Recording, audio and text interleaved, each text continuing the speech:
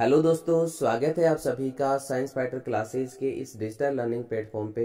हम पढ़ रहे थे शाकंभरी के चौहान और अजमेर के चौहान शासकों के बारे में।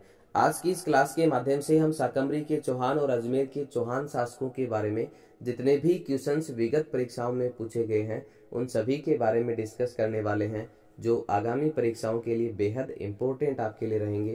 तो चलिए स्टार्ट करते हैं। आज का पहला क्वेश्चन, निम्न में से किस शासक को पृथ्वीराज विजय में वैरीघट की उपाधि दी गई थी? ऑप्शन आपके सामने हैं, दुर्लभराज द्वितीय, गोविंदराज तृतीय, अर्णोराज और विग्रहराज चतुर्थ। इस क्वेश्चन का राइट आंसर होता है ऑप्शन नंबर बी, गोविंदराज तृतीय। और देखिए वैरीघट का क्या अर्थ होता है। वैरीघट का अर्थ होता है शत्रु का संहारक या फिर शत्रु का संहार करने वाला। और इस उपाधि का जो उल्लेख है वो किसमें मिलता है? पृथ्वीराज विजय में, जो कि जयानक भट्ट की रचना है। अब हम थोड़ी सी चर्चा यहाँ पे पृथ्वीराज विजय और पृथ्वीराज रासो दोनों की हम यहाँ पे थोड़ी सी चर्चा करेंगे। पहला आप यहाँ से नोट कर सकते हैं पृथ्वीराज विजय।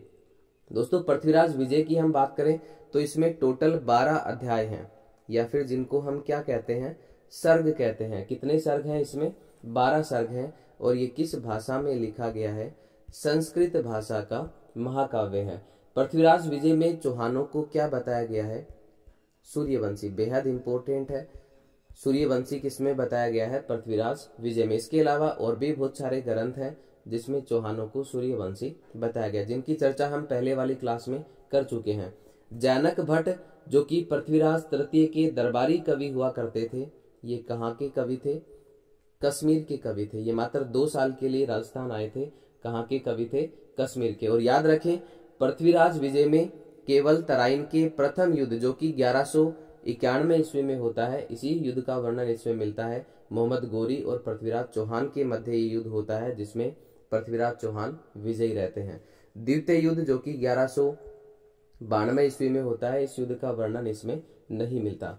जबकि बात करें हम पृथ्वीराज रासो की, तो पृथ्वीराज रासो किसकी रचना है? चंद बरदाई की रचना है। किसकी रचना है? चंद बरदाई की रचना है। और उनका जो वास्तविक नाम है वो क्या मिलता है? पृथ्वी भट्ट। चंद बरदाई का वास्तविक नाम क्या था? पृथ्वी भट्ट। और इसके अलावा एक नाम और मिलता है इनका, और वो नाम है बल्ली दह, जो काफी बार एग्जाम में पूछा भी गया है। इस रचना के अंदर पृथ्वीराज रासो की जो रचना है उसमें टोटल कितने अध्याय हैं? 69 सर्ग हैं। Very important. जबकि पृथ्वीराज विजय में कितने सर्ग थे? 12 सर्ग थे। किस भाषा में लिखा गया है इसे? हिंदी भाषा का महाकाव्य है। चंद बरदाई की हम बात करें तो ये पृथ्वीराज तृतीय के दरबारी कवि हुआ करते थे। और इसमें चौहानों की जो उत्पत्ति है वो किससे बताई गई है? अग्निकुंड से। Very important. चौहानों की उत्पत्ति अग्निकुंड से कौन बताता है? चंद बरदाई की रचना पृथ्वीराज रासो। और इस बात का समर्थन भी किया है किसने? मोहनोत नैणसी ने। और दूसरा है आपका सूर्यमल मिश्रण। ये कहते हैं कि चौहानों की जो उत्पत्ति है वो किससे हुई है? अग्निकुंड से हुई है। इसके अलावा एक और शानदार बात आप यहाँ से नोट कर सकते हैं कि पृथ्वीराज रासो को पूरा किसने किया? चंद बरदाई ने इसको पूरा नहीं किया। इसको पूरा करने का जो श्रेय है वो किसको जाता है? चंद बरदाई के पुत्र, जिनका नाम मिलता है जलहण। क्योंकि इसमें टोटल, अभी हमने देखा कि इसमें टोटल कितने अध्याय हैं? 69 अध्याय हैं। इनमें से जो 59 अध्याय हैं ये किसके द्वारा लिखे जाते हैं? चंद बरदाई के द्वारा। जबकि अंत के जो 10 अध्याय हैं, 10 सर्ग हैं, वो किसके द्वारा लिखे जाते हैं? जलहण के द्वारा लिखे जाते हैं। और याद रखें इस रचना में केवल और केवल पृथ्वीराज तृतीय के शौर्य और पराक्रम का ही उल्लेख मिलता है, बाकी इसमें कुछ भी नहीं मिलता चौहानों के बारे में। तो पृथ्वीराज तृतीय के शौर्य और पराक्रम का जो उल्लेख है वो किसमें मिलता है?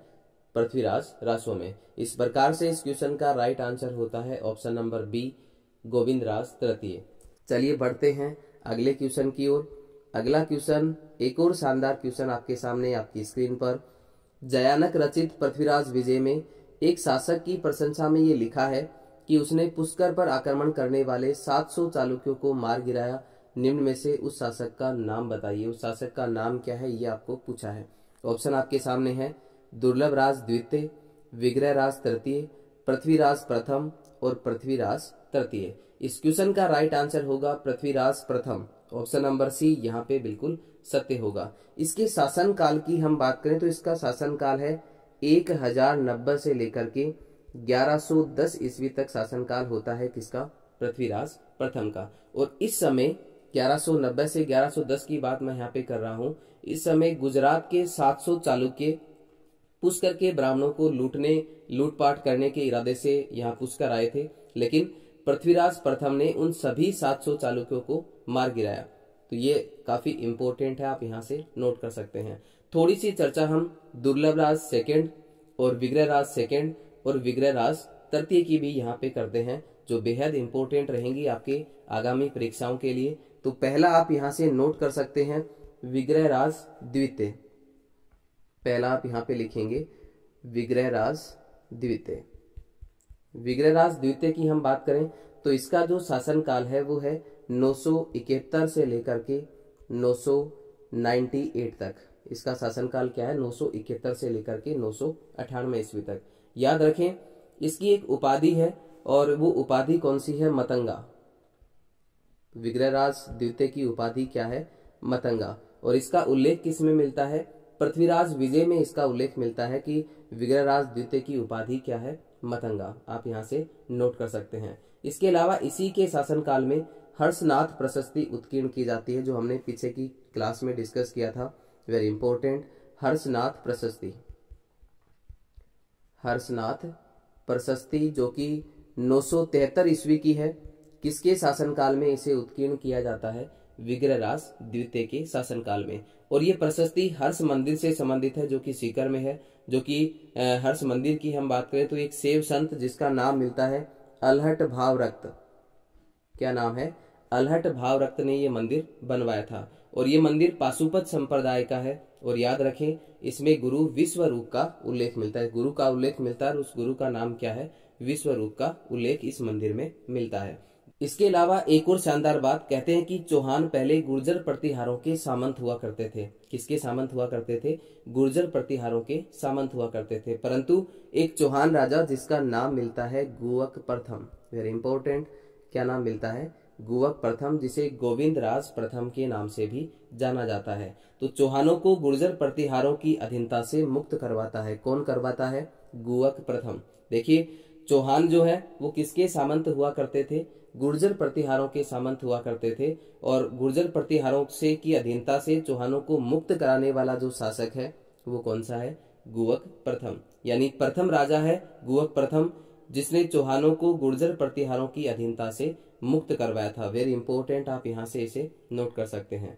लेकिन प्रतिहारों से स्वतंत्र होकर के, ये भी काफी इंपॉर्टेंट है, जो कई बार एग्जाम में पूछा गया है कि प्रतिहारों से स्वतंत्र होकर के स्वतंत्र सत्ता कौन स्थापित करता है? तो ये आप यहां से नोट कर सकते हैं विग्रहराज द्वितीय। कौन करता है? विग्रहराज द्वितीय। देखिए चौहानों से मुक्त किसने करवाया था अधीनता से?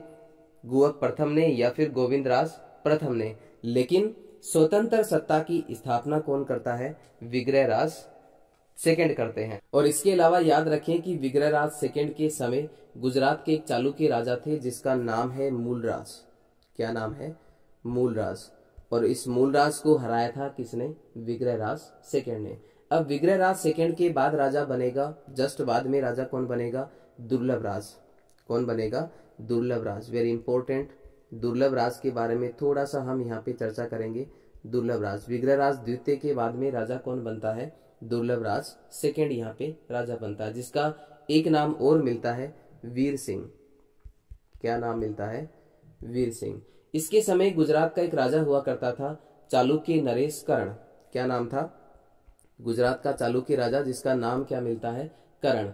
और याद रखें दुर्लभराज ने चालुक्य नरेश कर्ण को हराया था और इसे जंजीरों से बांध करके कहाँ पे लाया? अजमेर लाया। और 6 महीने तक अजमेर में दही बेचने पर विवश किया, मजबूर किया। किसने? दुर्लभराज सेकंड ने। Very important. आगे हम बात करेंगे विग्रहराज तृतीय की। आगे आप यहां से नोट कर सकते हैं विग्रहराज तृतीय। विग्रहराज थर्ड की हम यहाँ पे बात करेंगे, जो कि दुर्लभराज के बाद या तुरंत बाद राजा बनता है। और इसके समय भी गुजरात का चालुक्य राजा कौन था? कर्ण था। और विग्रहराज तृतीय ने भी कर्ण को हराया, लेकिन याद रखिए मालवा के शासक, मालवा का उस समय एक शासक हुआ करता था उदयादित्य। क्या नाम था? उदयादित्य। इसके सहयोग से चालुक्य राजा कर्ण को हराया था किसने? विग्रहराज तृतीय ने। कहते हैं कि इस युद्ध में उदयादित्य के द्वारा मदद करने के कारण विग्रहराज तृतीय खुश होकर के अपना एक घोड़ा उदयादित्य को भेंट स्वरूप प्रदान करते हैं और उस घोड़े का नाम था सारंग। क्या नाम था? सारंग। तो ये घोड़ा किसका था? विग्रहराज तृतीय का था। और ये किसे भेंट किया जाता है? उदयादित्य को भेंट किया जाता है। क्यों भेंट किया जाता है? क्योंकि उदयादित्य ने विग्रहराज तृतीय की मदद की थी चालुक्य नरेश कर्ण को हराने में। इसके तुरंत बाद की हम बात करें तो इसके तुरंत बाद राजा बनेगा गोविंदराज तृतीय। इसके तुरंत बाद राजा कौन बनेगा? गोविंदराज तृतीय। विग्रहराज थर्ड के तुरंत बाद कौन राजा बनता है? गोविंदराज तृतीय बनता है। और ये वही व्यक्ति है जिसकी एक उपाधि हमने अभी डिस्कस की थी,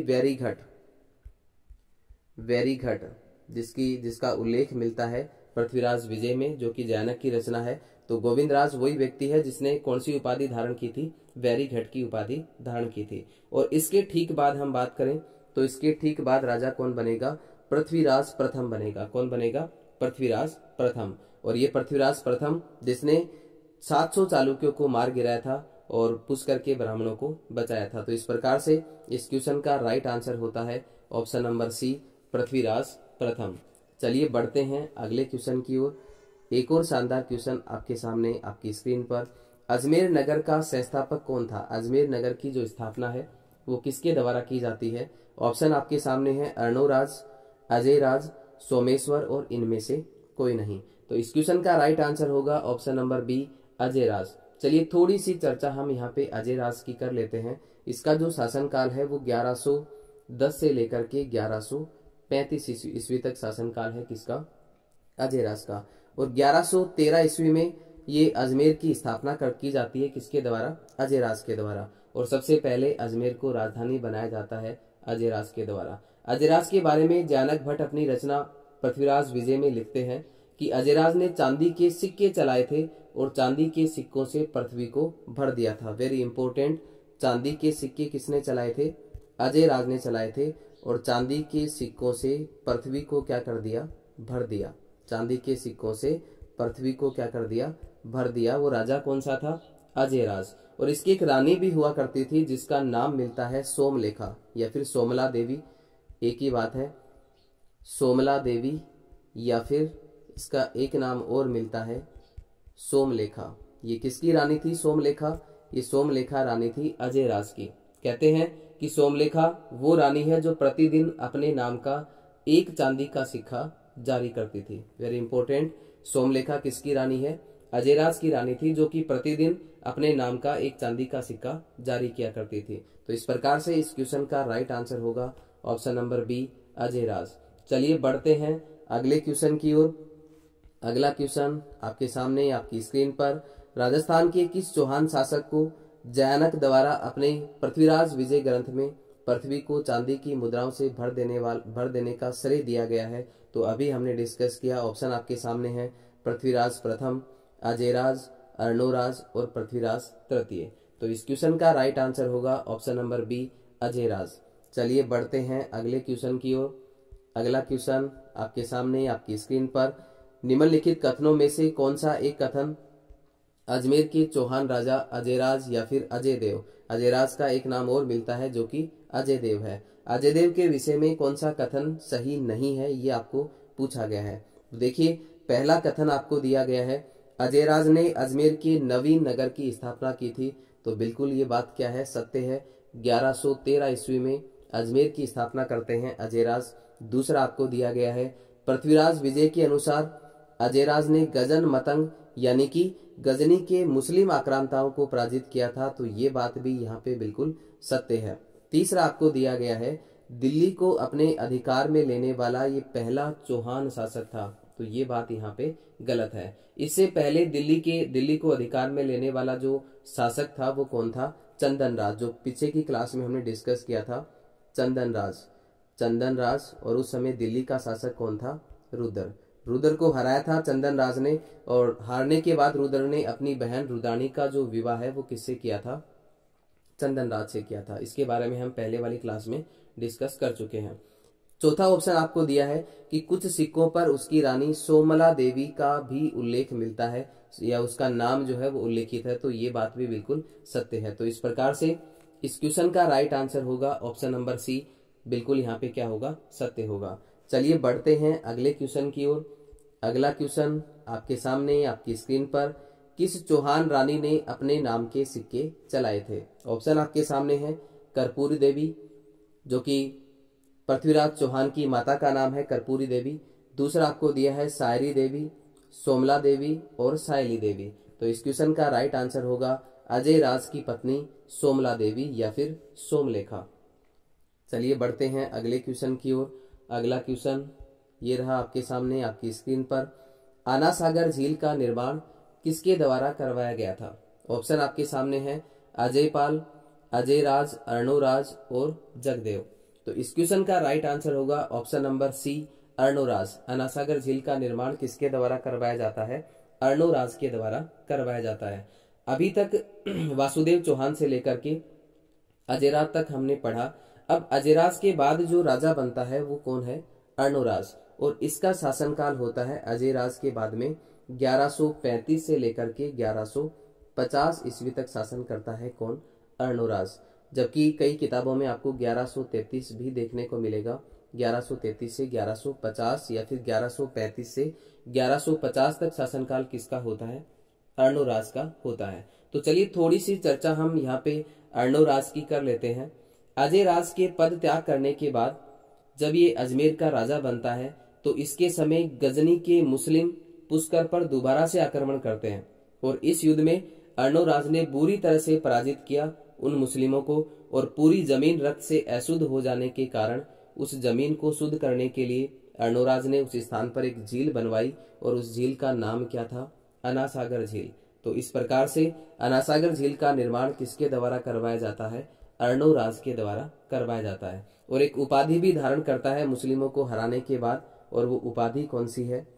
सिंह की उपाधि धारण करता है। Very important. तो सिंह की उपाधि किस चौहान शासक के द्वारा धारण की जाती है? तो वो है आपका अर्णोराज। इसका उल्लेख, इस उपाधि का जो उल्लेख की हम बात करें तो इसका उल्लेख मिलता है पृथ्वीराज विजय में, जो कि जयानक भट्ट की रचना है। इसके अलावा इसकी और भी उपाधियां हैं और वो आप यहाँ से नोट कर सकते हैं। पहली है आपकी महाराजा धीराज। वेरी इंपॉर्टेंट, महाराजा धीराज। ये उपाधि किसकी है? अर्णोराज की है। दूसरी जो उपाधि है इसकी वो आप लिख सकते हैं परमेश्वर। परमेश्वर किसकी उपाधि है? अर्णोराज की है। एक आप लिख सकते हैं परम भट्टारक। वेरी इंपॉर्टेंट, परम भट्टारक काफी बार एग्जाम में पूछी जाती है। परम भट्टारक किसकी उपाधि है? अर्णोराज की उपाधि है। इसके अलावा आप याद रखें पुष्कर में वराह मंदिर का निर्माण। वेरी इंपॉर्टेंट, पुष्कर में वराह मंदिर का निर्माण जो है वो भी किसके द्वारा करवाया जाता है? अर्णोराज के द्वारा ही करवाया जाता है। कहते हैं कि अर्णोराज का एक पुत्र था जिसका नाम था जगदेव। अर्णोराज के पुत्र का क्या नाम था? जगदेव नाम था, जो अपने पिता अर्णोराज की हत्या कर देता है। और अर्णोराज के तुरंत बाद राजा कौन बनेगा? जगदेव बनेगा, जो कि 1150 ईस्वी में अजमेर पे शासन करेगा। लेकिन थोड़े ही दिन के बाद जगदेव को हटा करके राजा कौन बनेगा? विग्रहराज चतुर्थ बनेगा। वेरी इंपॉर्टेंट, कौन बनेगा? विग्रहराज चतुर्थ। किसको हटा करके? जगदेव को हटा करके। तो इस प्रकार से इस क्वेश्चन का राइट आंसर होगा ऑप्शन नंबर सी, अर्णोराज। चलिए बढ़ते हैं अगले क्वेश्चन की ओर। अगला क्वेश्चन आपके सामने आपकी स्क्रीन पर, अजमेर के किस चौहान शासक ने शासक बनने के लिए अपने पिता की हत्या की थी? ये अजमेर के चौहान शासकों का पितृहंता कहलाता है। कौन कहलाता है? जगदेव। ऑप्शन सी आपका यहाँ पे बिल्कुल सत्य होगा। चलिए बढ़ते हैं अगले क्वेश्चन की ओर। अगला क्वेश्चन आपके सामने आपकी स्क्रीन पर, बिसलदेव रासो की मुख्य महिला पात्र कौन थी? ऑप्शन आपके सामने है इंदुमती, पद्मिनी, राजमती और देवल देवी। तो इस क्वेश्चन का राइट आंसर होगा राजमती। ऑप्शन सी राजमती यहाँ पे बिल्कुल सत्य होगा। अब जगदेव के बाद हम पढ़ेंगे किसको? विग्रहराज को। जगदेव तक के शासक हमने देखे, अब बारी आती है किसकी? विग्रहराज चतुर्थ की, जिसको बिसल देव कहा जाता है। एक नाम और मिलता है इसका, बिसल देव। तो विग्रहराज चतुर्थ के शासनकाल की हम बात करें तो इसका शासनकाल है 1150 से लेकर के 1164 ईस्वी तक। Very important. कहते हैं कि इसने दिल्ली के तोमरों को हराया था। दिल्ली के तोमरों को हराने वाला पहला चौहान शासक जो है वो कौन है? आपका विग्रहराज चतुर्थ है। दिल्ली के तोमरों को हराने वाला पहला चौहान शासक कौन है? विग्रहराज चतुर्थ। और पृथ्वीराज विजय में इसकी एक उपाधि का भी उल्लेख मिलता है और वो उपाधि है इसकी कवि बांधव। क्या उपाधि दी गई है इसको? कवि बांधव की उपाधि या कटी बांधव की उपाधि दी गई है। किसको? विग्रहराज चतुर्थ को। दूसरा नाम क्या है इसका? बीसलदेव। पृथ्वीराज विजय के अनुसार चौहानों का जो स्वर्ण काल है वो विग्रहराज चतुर्थ के शासन काल को ही माना गया है। ये भी आप यहाँ से नोट कर सकते हैं। पृथ्वीराज विजय क्या कहता है कि चौहानों का जो स्वर्ण काल है वो किसका काल माना गया है? विग्रहराज चतुर्थ का। अब हम थोड़ी सी चर्चा यहाँ पे बीसलदेव रासो की करते हैं। बीसलदेव रासो की हम बात करें तो बीसलदेव रासो किसकी रचना है? बीसलदेव रासो रचना है नरपति नाल की। किसकी रचना है? नरपति नाल की। बेहद इंपॉर्टेंट रचना है, नरपति नाल की रचना है बीसलदेव रासो। तो याद रखें बीसलदेव रासो जो है वो किस पे आधारित है? ये एक श्रृंगार रस पे आधारित है जो कि प्रेम काव्य है। प्रेम पे आधारित है, श्रृंगार रस पे आधारित प्रेम काव्य है आपका बीसलदेव रासो। इसमें महिला पात्र की हम बात करें तो इसमें महिला पात्र कौन होती है? बीसलदेव की रानी राजमती, जो कि मालवा नरेश भोज परमार की पुत्री थी। महिला पात्र कौन होगी इसमें? बीसलदेव की रानी राजमती। और ये राजमती किसकी पुत्री थी? मालवा के नरेश भोज परमार की पुत्री थी। कौन? राजमती। और याद रखें बीसलदेव रासो जो है वो कितने खंडों में विभक्त है? 4 खंडों में विभक्त है। ये भी काफी बार एग्जाम में पूछा गया है। बीसलदेव रासो कितने खंडों में विभक्त है? 4 खंडों में विभक्त है, जिसमें पहले खंड में बीसलदेव और राजमती के विवाह का उल्लेख मिलता है। कहते हैं कि बीसलदेव रानी से रूठ करके दक्षिण में उड़ीसा चले जाते हैं। इस बात का वर्णन जो है वो दूसरे खंड में मिलता है। और तीसरे खंड में रानी के विरह का वर्णन मिलता है। और चौथे खंड की हम बात करें तो बीसलदेव और राजमती के पुनः मिलन का जो वर्णन है वो किस खंड में किया गया है? चौथे खंड में किया गया। इस प्रकार से बीसलदेव रासो कितने खंडों में विभक्त है? 4 खंडों में विभक्त है। बढ़ते हैं अगले क्वेश्चन की ओर। अगला क्वेश्चन आपके सामने आपकी स्क्रीन पर, किस चौहान शासक के द्वारा अजमेर में जो संस्कृत पाठशाला बनवाई गई थी उसे तोड़कर ऐबक ने 2.5 दिन का झोपड़ा मस्जिद बनवाई थी? तो ये संस्कृत पाठशाला जो है वो किस चौहान शासक के द्वारा बनवाई जाती है? ऑप्शन आपके सामने है अजयराज, अर्णोराज, विग्रहराज चतुर्थ और पृथ्वीराज तृतीय। तो ये जो संस्कृत पाठशाला है वो किसके द्वारा बनवाई जाती है? विग्रहराज चतुर्थ के द्वारा बनवाई जाती है। दोस्तों विग्रहराज चतुर्थ ने अजमेर में एक संस्कृत पाठशाला बनवाई थी और याद रखें इसे क्या कहा जाता है? कंठाभरण वाणी विलास। Very important. क्या नाम मिलता है इसका?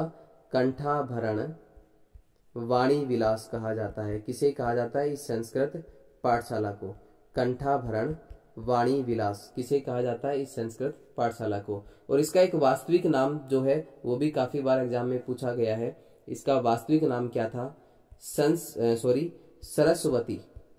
क्या नाम था? सरस्वती मंदिर। तो आप ये बातें आप यहाँ से नोट कर सकते हैं। किसका वास्तविक नाम था? जो संस्कृत पाठशाला बनवाई थी जिसको ऐबक ने तोड़ करके 2.5 दिन का झोपड़ा मस्जिद बनाई, इसका जो वास्तविक नाम था वो क्या था? सरस्वती मंदिर। तो इसे तोड़ करके कुतुबुद्दीन ऐबक ने यहाँ पे क्या बनाया? 2.5 दिन का झोपड़ा मस्जिद बनाया। तो आप यहाँ से याद रख सकते हैं कि जो अजमेर में पंजाब शाह का उर्स लगता है वो कहाँ पे लगता है? यहीं पे लगता है, इस मस्जिद में पंजाब शाह का उर्स लगता है। चलिए बढ़ते हैं अगले क्वेश्चन की ओर। अगला क्वेश्चन ये रहा आपके सामने आपकी स्क्रीन पर। विग्रहराज रचित रचना हरि के लिए क्या है? नाटक है या फिर उपन्यास है या फिर काव्य है या फिर अभिलेख है? तो ये क्या है? ये एक नाटक है।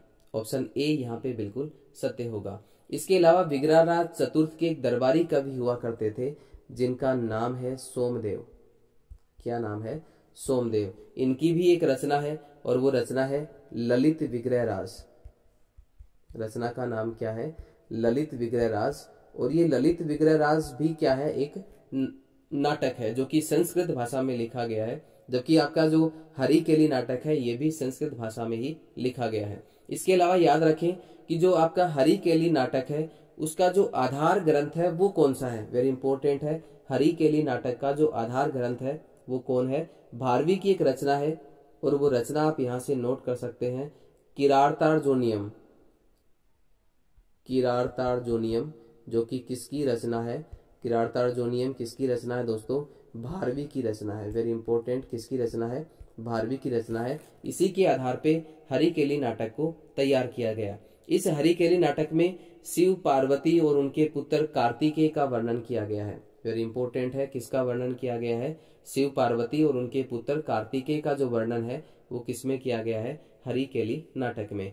अब हम थोड़ी सी चर्चा यहाँ पे ललित विग्रह राज की करते हैं। तो ललित विग्रह राज में बिसलदेव और इंदरपुर की राजकुमारी जिसका नाम था जैसल देवी, क्या नाम था, जैसल देवी, इन दोनों के प्रेम का जो वर्णन है वो किसमें मिलता है, ललित विग्रह राज में मिलता है, जो कि किसकी रचना है, सोमदेव की रचना है, जो कि बिसलदेव के दरबारी कवि हुआ करते थे। तो यहाँ पे मैं ये कह सकता हूँ कि ललित विग्रह राज में जो महिला पात्र है वो कौन है, जैसल देवी है। जबकि आपका जो अभी हमने डिस्कस किया था बिसलदेव रासो, बिसलदेव रासो में जो महिला पात्र है वो कौन होती है, राजमती। तो इन सभी बातों को आप यहाँ से नोट कर सकते हैं। चलिए बढ़ते हैं अगले क्वेश्चन की ओर। अगला क्वेश्चन ये रहा आपके सामने आपकी स्क्रीन पर। कर्पूरी देवी जो है वो किस राजपूत शासक की माता थी। ऑप्शन आपके सामने है, महाराणा प्रताप, राणा सांगा, पृथ्वीराज चौहान तृतीय और राणा हमीर। तो कर्पूरी देवी किसकी माता का नाम है, पृथ्वीराज चौहान तृतीय की माता का नाम है। और इनके पिता की हम बात करें तो इनके पिता कौन थे, सोमेश्वर चौहान। इनके पिता का नाम क्या था, सोमेश्वर चौहान। चलिए बढ़ते हैं अगले क्वेश्चन की ओर। अगला क्वेश्चन ये रहा आपके सामने आपकी स्क्रीन पर। महोबा विजय के बाद पृथ्वीराज चौहान ने यहाँ का अधिकारी किसे बनाया था। बहुत ही शानदार क्वेश्चन आपको यहाँ पे पूछा गया है। ऑप्शन आपके सामने है, गोविंद राय, पंजुन राय, उदय राय और भुवनमल। ये आप यहाँ से भुवनमल आप इसको लिख सकते हैं। चौथा आपको क्या दिया गया है, भुवनमल दिया गया है। ठीक है, तो यहाँ पे देखिए महोबा का उस समय शासक कौन था, तो उस समय शासक था परमार्दी देव। कौन था, परमार्दी देव। महोबा के राजा परमार्दी देव थे और इसके सेनापति कौन थे, देखिए उसके सेनापति बहुत ही इंपॉर्टेंट है, आला और उदल। आला और उदल किसके सेनापति थे, महोबा के राजा परमार्दी देव के सेनापति थे, जो कि चंदेल शासक था उस समय महोबा का, और इसके सेनापति थे आला और उदल। इन दोनों में जो युद्ध होता है उस युद्ध में पृथ्वीराज विजय, यहाँ पे पृथ्वीराज जो है वो विजयी रहते हैं और महोबा का प्रशासक किसे नियुक्त करते हैं, पंजुन राय को नियुक्त करते हैं। तो ये आप बेहद ही इंपॉर्टेंट क्वेश्चन है, आप यहाँ से इसे नोट कर सकते हैं। किसे नियुक्त किया जाता है, महोबा का प्रशासक या उसका अधिकारी किसे नियुक्त किया जाता है, पंजुन राय को नियुक्त किया जाता है। थोड़ी सी चर्चा हम यहाँ पे पृथ्वीराज चौहान की कर लेते हैं। तो ये मात्र 11 साल की उम्र में अजमेर के राजा बने थे या चौहान शासक बने थे। इनके पिता का नाम मिलता है सोमेश्वर चौहान, और सोमेश्वर चौहान की एक उपाधि भी है, वो आप यहाँ से लिख सकते हैं। वो उपाधि है प्रताप लंकेश्वर। प्रताप लंकेश्वर की जो उपाधि है वो किस चौहान शासक ने धारण की थी, सोमेश्वर ने धारण की थी। इनकी माता का नाम कर्पूरी देवी था और इनके एक प्रधानमंत्री का नाम भी काफी बार पूछा जाता है, और वो प्रधानमंत्री कौन था, कदम्बवास। क्या नाम था, पृथ्वीराज चौहान के प्रधानमंत्री का क्या नाम था, कदम्बवास, या फिर इसको कैमास भी कहा जाता है। क्या कहा जाता है, कैमास। इसके सेनापति की हम बात करें तो इसका सेनापति कौन था, भुवनमल। इसके सेनापति का नाम क्या था, भुवनमल। इस प्रकार से इस क्वेश्चन का राइट आंसर होता है ऑप्शन नंबर बी, पुंजन राय, यहाँ पे बिल्कुल सत्य होगा। चलिए बढ़ते हैं अगले क्वेश्चन की ओर। अगला क्वेश्चन ये रहा आपके सामने आपकी स्क्रीन पर। पृथ्वीराज चौहान तृतीय का समकालीन चंदेल शासक कौन था। तो ये ऑप्शन आपके सामने है, जयचंद। तो यदि आपको गढ़वाल शासक पूछा जाए तो गढ़वाल शासक कौन था, राजा जयचंद गढ़वाल। दूसरा आपको दिया है महेंद्र वर्मा, परमार्दी देव और यशो वर्मा। तो अभी हमने डिस्कस किया था चंदेल शासक पृथ्वीराज चौहान तृतीय के समकालीन कौन सा था, परमार्दी देव, जिसके सेनापति कौन थे, आला और उदल। वेरी इंपॉर्टेंट, आला और उदल काफी बार एग्जाम में पूछे जाते हैं। इस प्रकार से इस क्वेश्चन का राइट आंसर होता है ऑप्शन नंबर सी, परमार्दी देव। तो आज के लिए दोस्तों इतना ही। कल मिलते हैं कुछ और नए क्वेश्चंस के साथ। तब तक के लिए आप सभी साथियों का बहुत बहुत धन्यवाद। जय हिंद, जय भारत।